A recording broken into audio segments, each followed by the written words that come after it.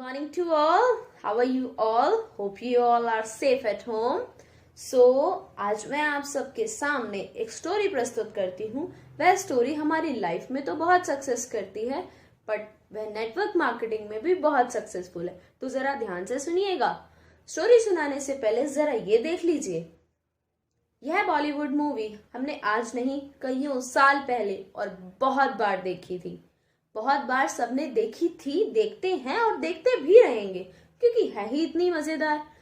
परंतु क्या किसी ने ये सोचा था कि क्या इस मूवी में कौन सा मैसेज छुपा है?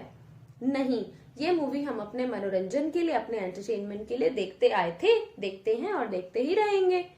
पर इस मूवी में एक मैसेज छुपा है, तो आइए वह मैसेज जान लेते हैं स्टोरी के थ्रू। तो स्टोरी स्टार्ट करते हैं। यह स्टोरी है एक गरीब लड़के की। वह गरीब लड़का अकेला रहता है, स्वयं के लिए ही कमाता और स्वयं ही खाता है। वह रोजाना रात कर घर आकर अपने लिए खाना बनाता और स्वयं ही खाता था। वह रोजाना ऐसा करता था, परंतु कुछ दिनों से उसके साथ एक आश्चर्यचकित बात हो रही थी। अब वह आश्चर्यचकित बात यह थी कि जब भी वह अपने लिए 4 रोटी बनाता, उसमें से 1 रोटी गायब हो जाती और 3 ही रोटी रह जाती थी। अब वह परेशान कि पहले ही मेरे पास लिमिटेड है सब कुछ, तो अब मैं और कहां से लाऊंगा? पता नहीं मेरी 1 रोटी कौन ले जाता है। तो उसने सोचा कि आज मैं जान कर रहूंगा। तो जैसे ही उसने अपनी रोटी बनाई, वह दरवाजे के पीछे छुप गया। तो जैसे ही वह दरवाजे के पीछे छुपा, तो चूहा आया और चूहा उसकी 1 रोटी ले जाने लगा। तो वह लड़का दरवाजे से बाहर निकल कर आया। तुम मेरी रोटी लेकर क्यों जा रहे हो? चूहे ने कहा, मैं तुम्हारी रोटी लेकर नहीं जा रहा हूँ, मैं तो अपनी किस्मत का ले जा रहा हूँ, क्योंकि दाने दाने पर लिखा है खाने वाले का नाम।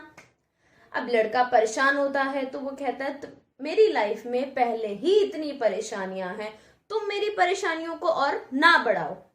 इस पर चूहा उसकी बात का जवाब देता है कि अगर तुम्हारी लाइफ में पहले ही इतनी परेशानियां हैं और तुम अपनी परेशानियों का हल चाहते हो, तो पहाड़ी के उस पार गौतम बुद्ध जी की झोपड़ी पर चले जाओ, वह तुम्हारे सारे प्रश्नों का उत्तर दे देंगे।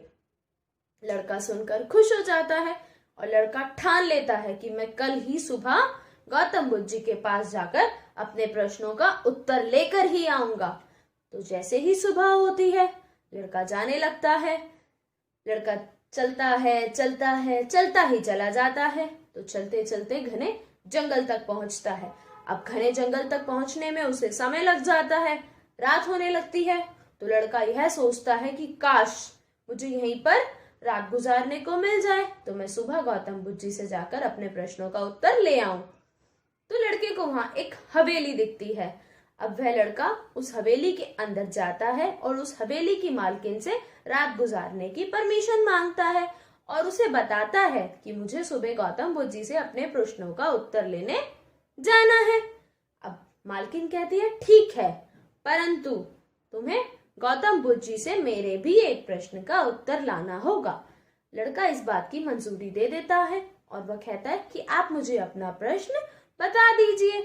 तो मालकिन इस बात पर अपना प्रश्न बताती है कि यह है मेरी बेटी, जो कि बचपन से अभी यानी कि 20 साल तक अभी तक तो कुछ नहीं बोली, तो कब बोलेगी? लड़का मान जाता है। तो जैसे ही सुबह होती है, लड़का हवेली से निकलकर पहाड़ी के उस पार जाने लगता है। अब चलते चलते चलते वह पहाड़ी के पास पहुंच जाता है। तो जैसे ही वह पहाड़ी के पास पहुंच जाता है, तो वह सोचता है कि अब मैं पहाड़ी कैसे पार करूंगा? तो वहीं उसे एक जादूगर मिलता है। अब वह जादूगर से कहता है कि आप मुझे अपने जादू से पहाड़ी के उस पार पहुंचा दो, मुझे गौतम बुद्ध जी से अपने प्रश्नों का उत्तर लाना है। अब जादूगर कहता है, ठीक है, मैं तुम्हें पहुंचा तो दूंगा, परंतु तुम्हें मेरे भी एक प्रश्न का उत्तर लाना होगा कि मैं पिछले 100 सालों से स्वर्ग का रास्ता ढूंढ रहा हूं, पर मुझे स्वर्ग का रास्ता नहीं मिल रहा, तो मुझे कब मिलेगा? लड़का इस बात पर मान जाता है और जादूगर उसे पहाड़ी पार करा देता है। तो जैसे ही लड़का पहाड़ी पार करता है, कुछ ही दूर चलता है, तो उसे नदी दिखती है। अब वह सोचता है कि मैं नदी कैसे पार करूंगा? तो वहां उसे एक कछुआ दिखता है। तो जैसे ही उसे वह कछुआ दिखता है तो वह कछुए से कहता है कि भाई तुम मुझे पहाड़ी पार करा दो, मुझे गौतम बुद्ध जी से अपने प्रश्नों का उत्तर लेने जाना है। अब कछुआ मान तो जाता है, परंतु कछुआ अपनी एक शर्त रखता है कि तुम्हें मेरे भी प्रश्न का उत्तर लाना होगा। लड़का पूछता है बताइए अपना प्रश्न। तो कछुआ बताता है कि मैं पिछले कई सालों से ड्रैगन बनना चाहता हूँ, पर मैं बन ही नहीं पाता हूँ, तो मैं ड्रैगन कब बनूंगा। तो अब लड़का उस बात पे मान जाता है और कछुआ उसे नदी पार करा देता है। अब जैसे ही वह नदी पार करता है तो वह कुछ ही दूर चलता है और गौतम बुद्ध जी की झोपड़ी आ जाती है। लड़का गौतम बुद्ध जी की झोपड़ी में जैसे ही अंदर जाता है तो गौतम बुद्ध जी से कहता है मुझे आपसे अपने कुछ प्रश्नों का उत्तर लेना है, तो आप मुझे मेरे प्रश्नों का उत्तर दे दीजिए। इस पर गौतम बुद्ध जी कहते हैं कि मैं केवल तुम्हारे 3 ही प्रश्नों का उत्तर दूंगा, अब पूछो तुम्हें जो पूछना है। अब लड़का परेशान कि मैं अपने प्रश्नों का उत्तर लूं या उन 3 प्रश्नों का उत्तर लूं जिन्होंने मेरी सहायता करी है। तो लड़का सोचता है कि मेरी लाइफ तो जैसी कट रही है कट ही रही है, कोई बात नहीं, मैं उन तीनों के प्रश्नों का उत्तर ले लेता हूं जिन्होंने मेरी सहायता की। तो वह पहले प्रश्न पूछता है और पहले प्रश्न का उत्तर गौतम बुद्ध जी देते हैं कि जब उस लड़की का विवाह हो जाएगा तो वह बोलने लग जाएगी। दूसरा प्रश्न यानी कि जादूगर, तो जादूगर के प्रश्न का उत्तर गौतम बुद्ध जी देते हैं कि जब वह जादूगर अपनी छड़ी का त्याग कर देगा तब उसे स्वर्ग का रास्ता प्राप्त हो जाएगा। तीसरा प्रश्न यानी कि कछुआ, अब कछुए के लिए गौतम बुद्ध जी कहते हैं कि जब वह अपना कवच उतार देगा तब वह ड्रैगन बन जाएगा।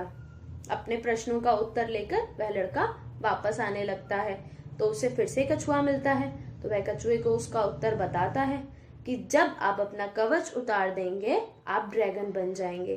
तो जैसे ही कछुआ अपना कवच उतारता है उसमें से बहुत सारे मोती गिरने लगते हैं। अब कछुआ वह सारे मोती उस लड़के को दे देता है। अब वह लड़का आगे बढ़ता है तो उसे फिर से जादूगर मिलता है। अब जादूगर को वह उसका उत्तर बताता है कि जब आप अपनी छड़ी का त्याग कर देंगे तब आपको स्वर्ग का रास्ता प्राप्त हो जाएगा। तो इस पर जादूगर कहता है कि मैं किसी और को छड़ी क्यों दूं, ये लीजिए, आप ले लीजिए। उस लड़के को वह छड़ी मिल जाती है। अब वापस आता है तो हवेली आती है। हवेली की मालकिन को उसका उत्तर बताता है कि जब आपकी लड़की का विवाह हो जाएगा तब वह बोलने लग जाएगी। तो अब मालकिन कहती है मैं तुमसे अच्छा लड़का इसके लिए कहाँ ढूंढूंगी, एक काम करो तुम्हें मेरी बेटी से विवाह कर लो। अब उस लड़के का विवाह भी हो जाता है उस लड़की से और उसे हवेली भी मिल जाती है। उसे अपने प्रश्नों का उत्तर लिए बिना ही अपनी परेशानियों का हल मिल गया। उसे हवेली मिल गई, उसे छड़ी के थ्रू पावर मिल गई और उसे मोती मिल गई, यानी तो वो तो माला माल हो गया। तो इस कहानी से हमें क्या शिक्षा मिली कि कर भला तो हो भला, जैसा कि प्रेम चोपड़ा जी ने इस मूवी में कहा, तो कर भला तो हो भला। तो इसी तरह नेटवर्क मार्केटिंग में जब तक हम अपनी डाउनलाइन का भला नहीं करेंगे ना तब तक हमारा भला भी होना पॉसिबल ही नहीं है। तो अपनी नेटवर्क मार्केटिंग में अपनी डाउनलाइन को अपने साथ लेकर चलिए। आप उनके फायदे के बारे में सोचिए, वो आपके फायदे में खुद ही आ जाएगा। तो इसीलिए कहते हैं जब हम भला लिखते हैं, अगर भला को हम उल्टा लिखें ना तो वो लाभ ही बनेगा। किसी का भला करोगे तो वह आपके लिए लाभ ही होगा। तो कर भला तो हो भला, इसके आगे कोई और फॉर्मूला ना चला। तो बाय बाय।